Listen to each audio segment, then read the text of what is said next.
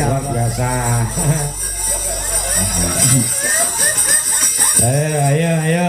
Ayo dah. Luar biasa. Ki ana pamundhut kok diaturke karo Nduk Lintang Kairo ya, Mas. Sendika. Para kumis lagon lila kalian ninggal katresnan menika pamundhut saking Mbak Warti. Lagu niki kula tujuaken kagem masyarakat dusun Tuk Dadak. Nggih. Wonten artanipun 200.000 nggih, matur nuwun. Ya. Lan aku wis izin karo sing aku dalem Mas Gareng. Pripun? Pokoke nek aku kudu nguyuh, aku langsung medun. Nggih. Mergo ndek iki bar diseneni karo dokter aku. Pripun? Ora entuk ngempet nguyuh. Engko ndak lukake ora mari-mari. Oh nggih. Nggih. Nggih nyuwun pangapunten kula sedaya para pamirsa sedaya nggih. Menika tasih tahap penyembuhan. Oh ngono ya. Wingi lekas mari dienggo wayangan ana Semarang. Momo koreng iki lekas garing dienggo ngempet nguyuh sak jam langsung moncek meneh, Nduk. Oh ya, ya. Dari larangane kuwi, nggo ndo wajem siji angka loro ora entuk ngempet nguyuh sing kesuwen. Oh ngono. Ya. Nduk Lintang Kairo wis mulai menganjak remaja, menginjak ya. Diaturi supaya berdiri. Ya, mari berdiri, yuk. Lintang Kairo, yuk.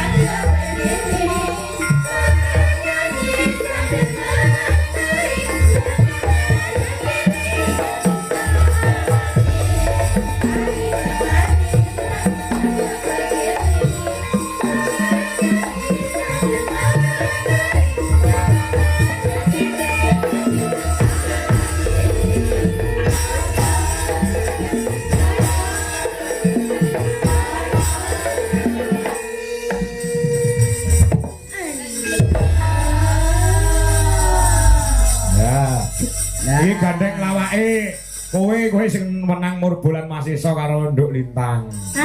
Sugeng dalu selamat malam Om Gareng Jaja. Sugeng dalu Cahayu bagus ora? Hah? Bagus ora? Ora krungu Mas? Bagus ora iki bagus ora? Kok ora ku?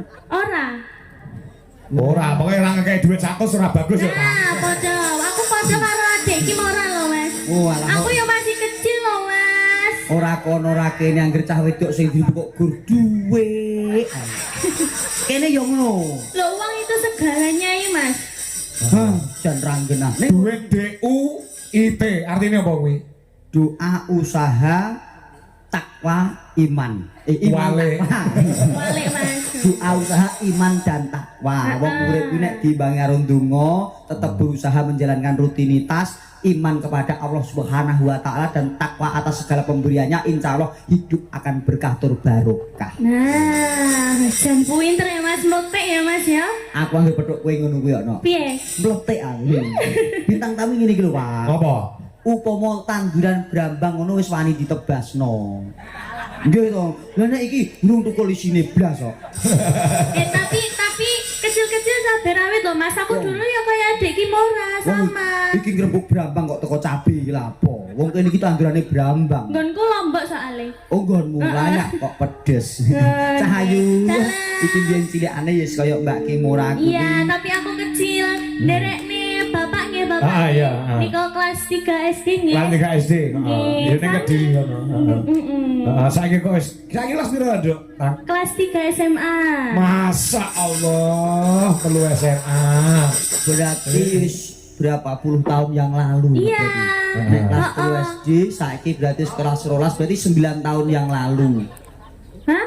9 tahun yang lalu. 9 tahun. Pokoknya udah lama banget, Mas. Sopo? Tahun 2019 Mas nika nggih Bapak nggih. Iya, aku ya lali, aku duit entek lali aku. Janji seniman kok nderekke Pak Kangko mesti karirnya langsung melejit no. Nggih, bener sekali. Fotone ya koyo jenengan koyo Dik Kimora. Iya. Muga-muga aku ya iso. Kono soalnya sing diberkahi sing wedok-wedok tok kok. Sing lanang ora modele kono. Lah iki sampean ge jajal-jajalan. Ge jajal-jajalan. Wong urip jajal-jajalan. Imut. Oleh lintang muni ngono, takono. Kowe gelem tak jajal piye? Terus tak jajal suarane ngono lho. Moh, Tak jajal suarane apik apa ora karo ki mau banter endi ngono karo Kak, ora. aku ning jajal gak kuwi yo. Apa? Liyane Wah, joget. joget. Karo ngene. Bisa menang. Sing kene. Sing piye Mas? Sing- Yo. Aku ya iso nganu iki golek mbek adik. Heeh. Mangkane adik ngene-ngene ya Ya, Mas ya. ngene. Nek kowe piye? Dan aku ya lemes Mas, aku ngene-ngene. Kok malah mengarep koyo pitik tukung. Nggih, sugeng dalu Bapak. Sing dalu Cahayu. Nggih. Jan kangen sangat kula kali jenengan, Pak. Iya, Cahayu. Bapak yo melu seneng, Bapak yo melu bunga saiki sudah beranjak dewasa dan wis tekan ngendi-ngendi leh musaba, nguri-nguri budaya. Kan sesuk bengi iki lho cek karo sampean. Nggih, alhamdulillah. Nggih. Saged ben dinten kepanggih panjenengan kula niku adem sangat. Lah nggih. Remen sangat. Niku sampean ngerti ora sebabe apa kok sampean melu aku sebabe apa ngerti ora? Napa? Mergo enek duwite nduk. Ora enek duwite nggih bayar sampean apa. Heeh, mergo nek sing ngersake. Yo mergo sing tresnane. Mergo tresno. Nek ra tresno ra mung ditimbali. Niki wonten dawuh pamunduting tembang wonten apa? Jaluk bawa sik engko perkara tembange ditimbani. ngeten. Lilo. Oke, siap. Ini gak katresnan wis diaturke nduk. Walika mau. Nggih.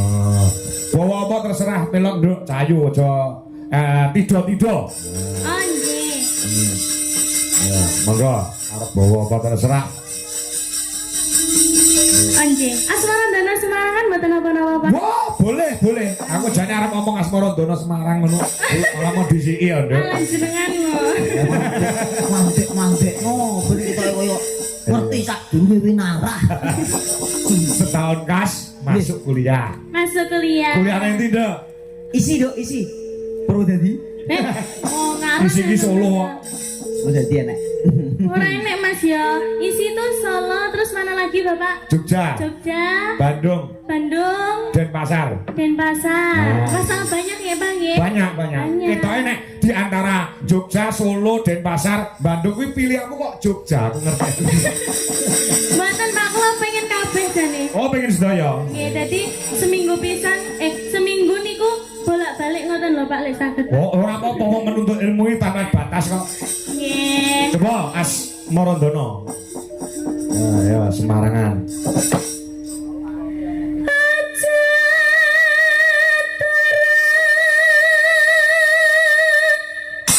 Iki yo banter kaya bledek suarane. Ya, Kediri ki ombo angger mak pecetet sinden kok apik iki lho gumun kuwi Kediri. Iya toh? Nggih. Ngerti ora? Ngerti-ngerti kok Kediri. Kediri pertama kali sapa? Sing cilik Mega almarhumah. Oh, J almarhum menika. Mbak Mega. Metu Niken Salindri Niken. saka Kediri. Metu Lintang Kairo. Masya Allah. Metu Menika Kimura. Nduk Kimora. Sing rodok Adik senior Kimora. kae Prigel kae ya Kediri. Kediri. Mbak Prigel nggih dari kecil nggih Pak nggih. Dari kecil Prigel kae. Mbok Kediri ki pomo gelem ya wong kuwi ning jero papringan diogrok-ogrok kuwi metu brangkang-brangkang metu sindene. Ono wong kok Saking kok kae sinden saka Kediri. Luar biasa banter tenan suarane.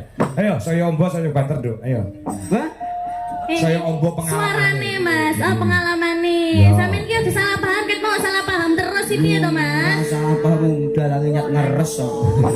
Wong lek Victory ngono kuwi ya Tang ya. Lah nggih. Pikiran kotor. Alah nek aku berpikiran tok jenengan lho, luwih dari itu. Piye? Kok nganu dalange iki sampeyan ki lho Mas? Dalange ora disanjai Pak Dokter to. Pripun? Ojo ngempet pipis. Kuwi perkarane sepele kok no. Piye? Tau nguyuh sanggon-nggon. Lah itu sakit Mas, gak boleh diempet kalau kayak gitu. Ya mergo jalan. Nanti nambah sakit, ha? Jalarane biyen kuwi. Nguyuh sanggon-nggon. Karepmu cangkemmu. Ayo. Ayo Nduk.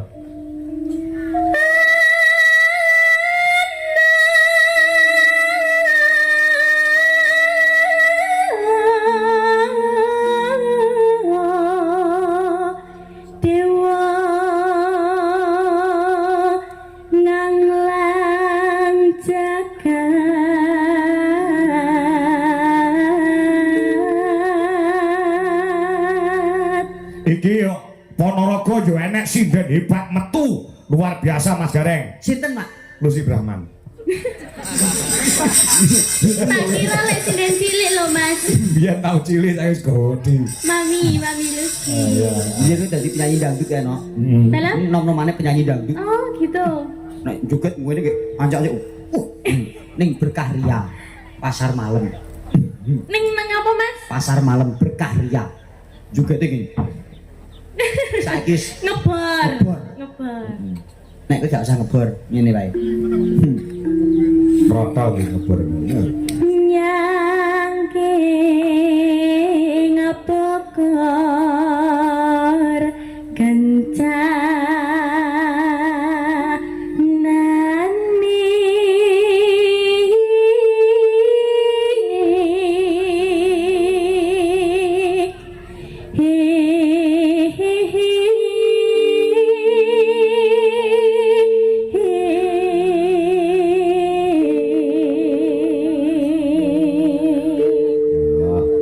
Wis semeleh nek nembang ora mung trimo nembang ning wis dirasakne sing ngrungokne ya klebu ning rasa luar biasa. Alhamdulillah. Ya, jos. Isi ya. Isi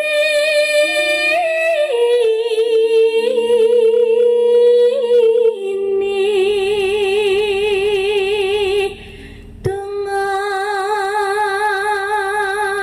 tetulan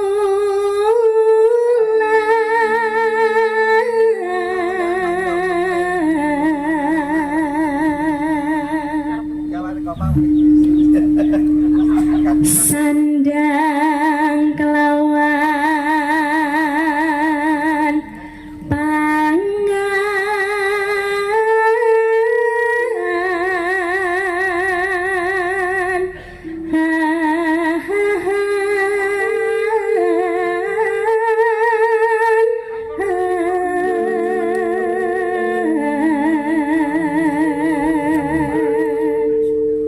Yes.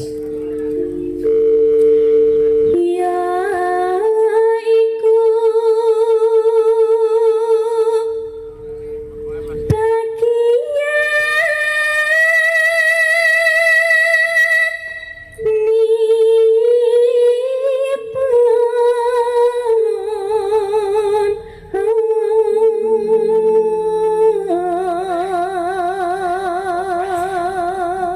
Wiyoga krungu suarane Lintang langsung meneng cek rokok diselehke mergo ngantuk.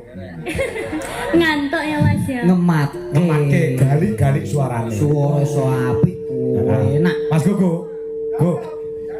Suarane Lintang karo suarane Wanda apa endi? Nah, Sing mbok tekoki pendukung tetap kok. Takok liyane kono. Mas berat ya Mas. Kuwi pendukung tetap kok. Heeh.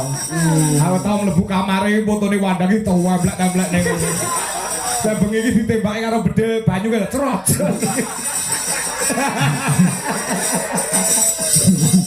Masa ya segitunya toh, Gu? Ya. Harus mulai ayo dah.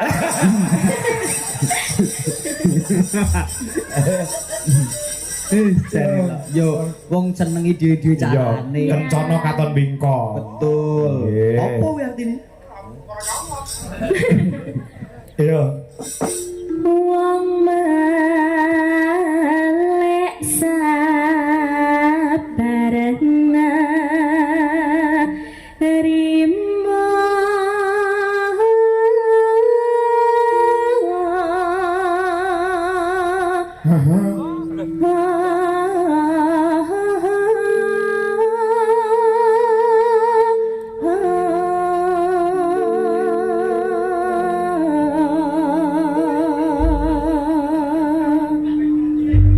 Jangkep bawanipun. sampun Ngaturke Tibane apa, Nduk? Lek ninggal kantenan wis diaturke, ki ana sing nyuwun lila. Kawan menika ingkang ugi wonten ingkang nyuwun lagun saking Mas Tulus Cikarang Negara Angin. oh nggih Terus iki di monitor juga kali Mas Tarno Tania Jaya. Nderek monitor nyuwun lagu Podang Kuning karmanipun Mas Tarno. oh nggih Nggih. siap mangke dipun pinangkani nggih, Pak. Nggih, saking Mas Ngadinu Pondok Ungu Jakarta, pokoknya tekan esuk ngebyar Mas Kangko, matur sembah nuwun. Nderek nyimak Mas Kangko saka Mas Joko Kedung Malang Papar Kediri, matur sembah nuwun. Ugi Waalaikumsalam nggih kula nderek mirsani pagelaran kulit sedalu natas wonten lokasi matur suwun saking Milang Bangung Girejo Bagor Nganjuk Jawa Timur sembah nuwun. Nah, wis manut apa sing arep aturke Nduk Lintang? Ana podang kuning, ana negara angin, ana lila. Lila mawon, Bapak. Lila? Oh nggih. Campur sari nggih. Nggih. Ya, ayo nah campur sari pun. Nah, lila katur panjenengane Mbak Warti pamundhutipun kagem sedaya masyarakat wonten ing Tok Dadap. Nggih, sugeng midhangaken lila Lintang Kairo. Yuk.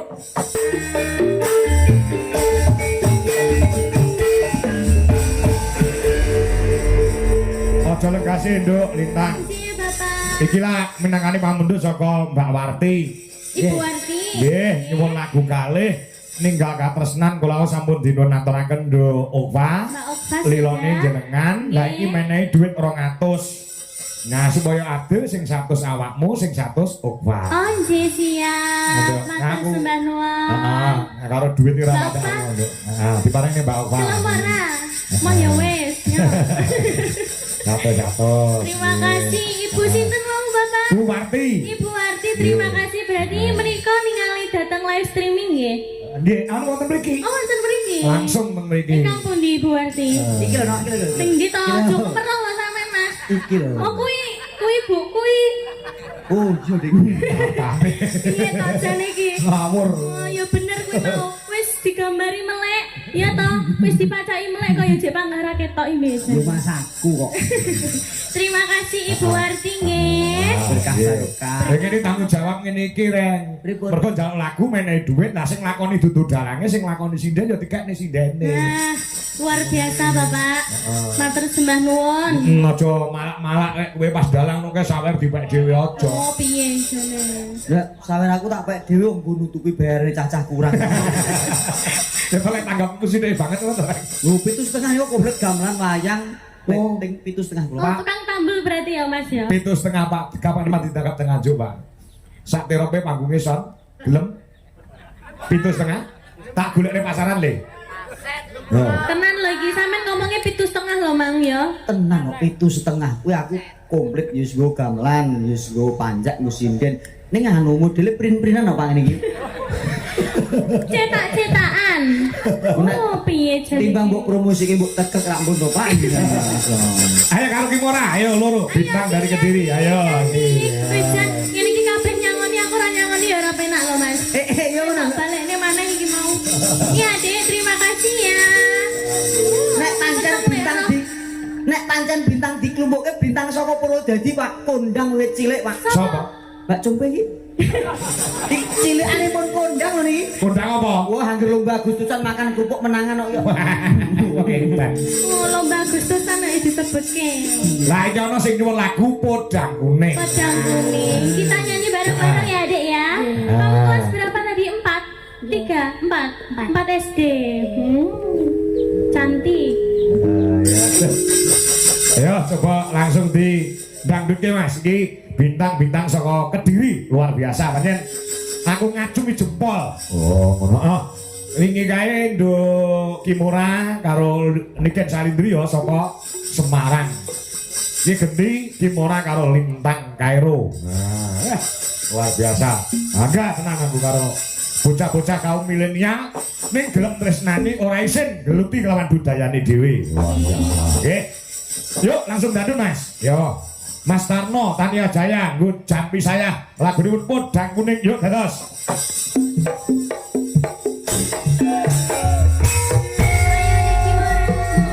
Mas Giono Siwalan Mojokedang, moderator BWKD, penggemar wayang di Dewi Jokangko. Oke, atas Bandung.